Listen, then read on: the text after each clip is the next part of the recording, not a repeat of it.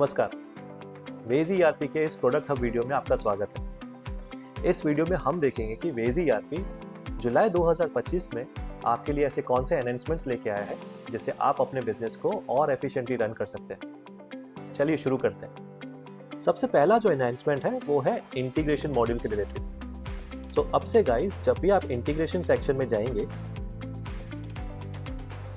और इंटीग्रेशन के अंदर जो पेमेंट सेक्शन है वहां पे अब से आपको फोन पे और आईसीआईसी बैंक के ईडीसी मशीन को इंटीग्रेट करने का भी ऑप्शन मिल जाएगा। जैसे कि आप गाइस देख सकते हैं, यहाँ पे आपको फोन पे और आईसीआईसी बैंक के दो ऑप्शंस मिल जाते हैं जिनकी मदद से आप अपने ईडीसी मशीन्स को अब से यूपीआई और कार्ड के पेमेंट्स कलेक्ट करने के लिए यूज कर सकते हैं।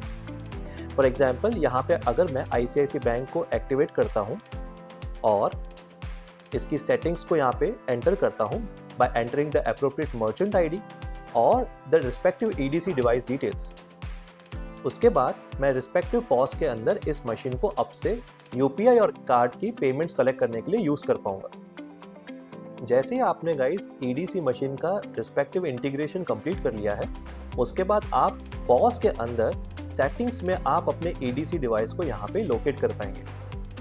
अब से जो भी पीओएस के अंदर आप बिल पंच करेंगे उस पर आप अपने ये रिस्पेक्टिव ईडीसी मशीन को यूज कर सकते हैं और यूपीआई और कार्ड के ट्रांजैक्शंस को कंप्लीट कर सकते हैं। हमारा जो नेक्स्ट एनहांसमेंट है गाइस वो है ई-वे बिल के इंटीग्रेशन को लेकर।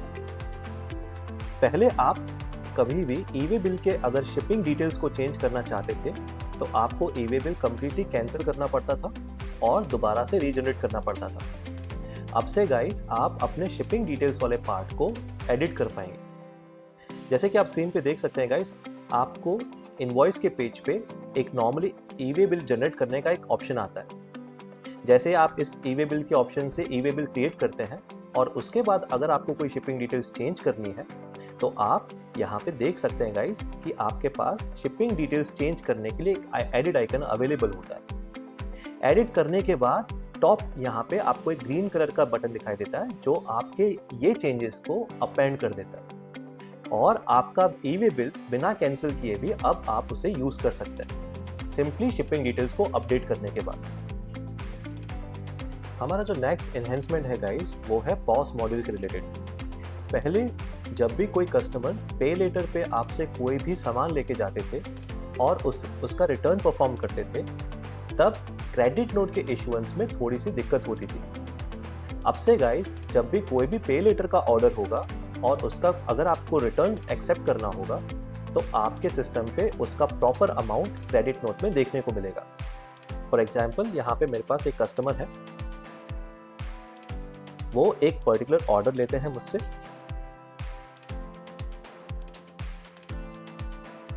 और जैसे ही इस ऑर्डर को मैं पे लेटर में कंप्लीट करता हूं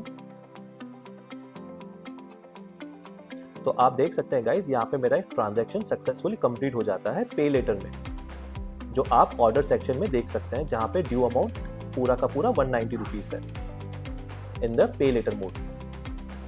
अब गाइस जब भी ये कस्टमर इसी ऑर्डर को रिप्लेस करने आएंगे,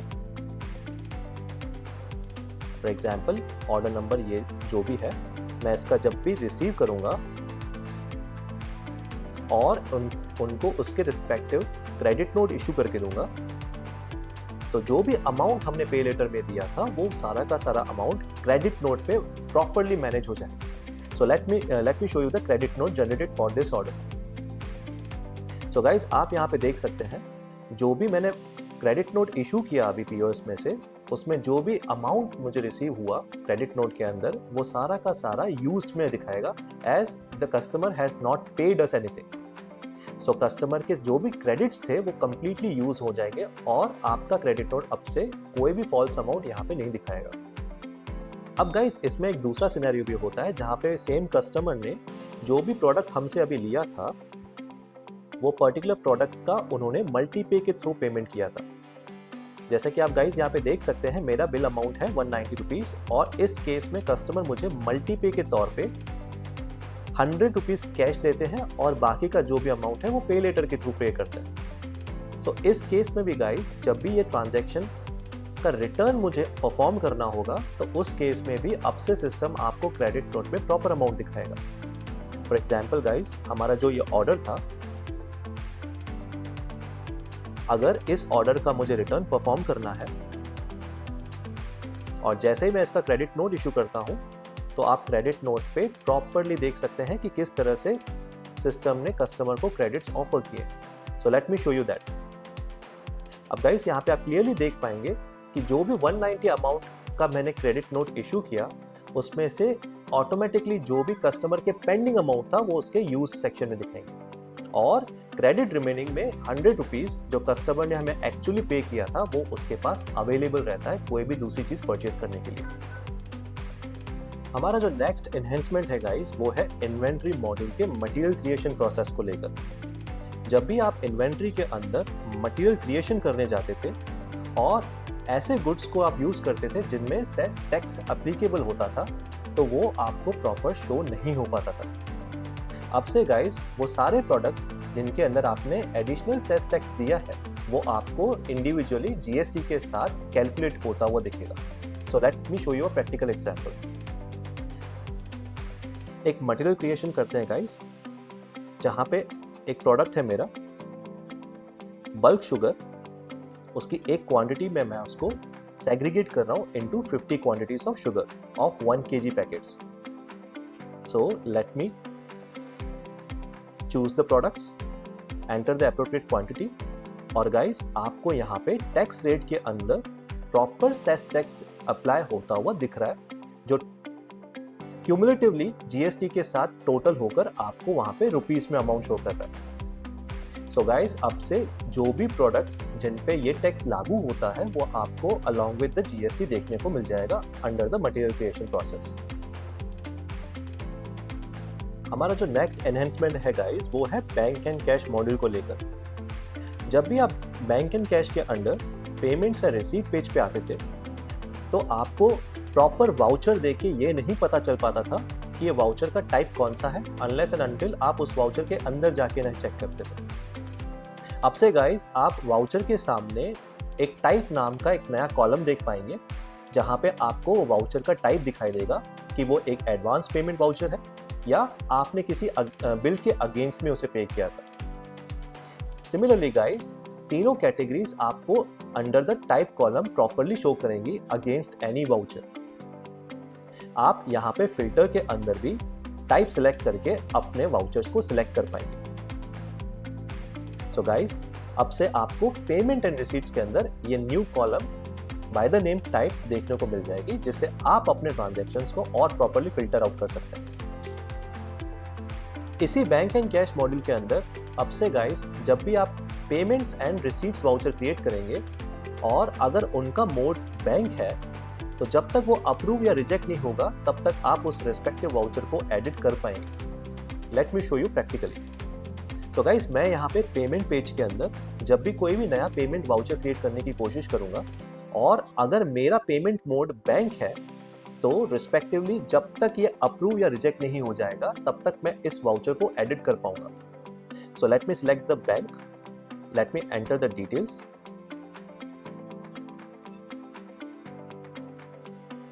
फॉर एग्जाम्पल गाइस, मैं यहाँ पे श्याम ट्रेडर्स को अपने HDFC बैंक से एक 1000 रुपीज का पेमेंट वाउचर क्रिएट कर रहा हूँ और इसे सेव कर देता हूँ।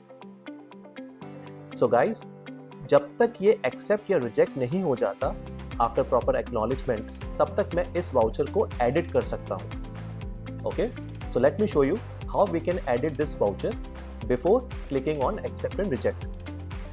आपको गाइस यहाँ पे ऊपर टॉप पे एक एडिट बटन दिखाई देता है, जिसको क्लिक करने के बाद फॉर एग्जाम्पल अगर मुझे वो वाउचर का अमाउंट 1000 से 1500 का करना था, तो मैं भी सिंपली 1500 अमाउंट सेक्शन में इनपुट करके सेव कर दूंगा और मेरा यहाँ पे वाउचर एडिट होके अब से 1500 शो करेगा। सो गाइस, आप जो भी पेमेंट या रिसीट वाउचर को एडिट करते हैं वो आप तब तक कर पाएंगे जब तक वो अप्रूव या रिजेक्ट नहीं हुआ होगा। सिमिलरली गाइस, जो भी एक्सेप्ट एंड रिजेक्ट के प्रिविलेजेस हैं, जो भी एक्सेप्ट एंड रिजेक्ट के राइट्स हैं, वो एज पर यूजर रोल आप अब से सेट कर पाएंगे। सो जिस भी यूजर रोल को एक्सेप्ट एंड रिजेक्ट के राइट्स होंगे, वही एक्सेप्ट एंड रिजेक्ट बटन्स को ऑब्जर्व कर पाएंगे उनके अकाउंट्स में। एक एग्जाम्पल के तौर पे मैं आपको एक एम्प्लॉय दिखा देता हूँ। मेरा एक एम्प्लॉय है राजू नाम से और उसका यूजर रोल है कैशियर। मेरे केस में कैशियर के पास एक्सेप्ट और रिजेक्ट करने के राइट्स हैं और आप इस राजू एम्प्लॉय के यूजर अकाउंट में एक्सेप्ट एंड रिजेक्ट के बटन्स को ऑब्जर्व कर पाओगे। So let me show you by the employee login. जैसे आप राजू एम्प्लॉय के अंदर अकाउंट के अंदर हम एंटर होते हैं और बैंक एंड कैश के पेमेंट सेक्शन पे जाते हैं तो आपको रिस्पेक्टिव वाउचर दिखाई देता है 1500 वाला। जैसे ही गाइस आप उस वाउचर के अंदर जाएंगे आपको accept and reject as per the user role दिखाई देगा। जो भी एम्प्लॉयज ऐसे होंगे जिनके यूजर रोल पे आपने एक्सेप्ट या रिजेक्ट का राइट्स नहीं प्रोवाइड किया होगा उन्हें ये दोनों बटन्स अब से नहीं दिखेंगे। हमारा जो नेक्स्ट एनहेंसमेंट है गाइस वो है रिपोर्ट मॉड्यूल को लेकर। जब भी आप अपने प्रॉफिट एंड लॉस शीट पे जाएंगे और वहां पे आपका एक एक्सेल बटन आपको दिखाई देगा and if you export your P&L sheet, अब से आपको वो रिपोर्ट एक नए लुक एंड फील के साथ डाउनलोड होगी जहां पे आपके लिए डेटा को रिकंसाइल करना काफ़ी आसान हो जाएगा। जैसे कि आप देख सकते हैं गाइस, अब से आपको नेम ऑफ द कंपनी और डेट रेंज प्रॉपर्ली शो होंगे at the top of the report. Also particulars amount और टोटल अमाउंट बहुत ही क्लीनली बाइफरकेटेड होंगे जिससे आपको डिफरेंट अकाउंट्स के अंदर होते हुए जो भी ट्रांजैक्शंस हैं वो क्लियरली शो हो।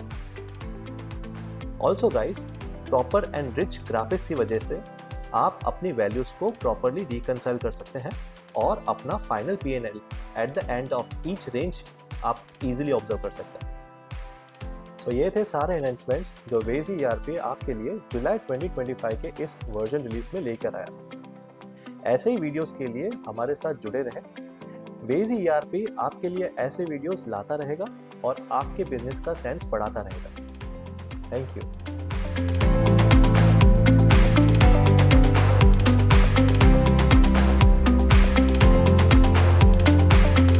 Crazy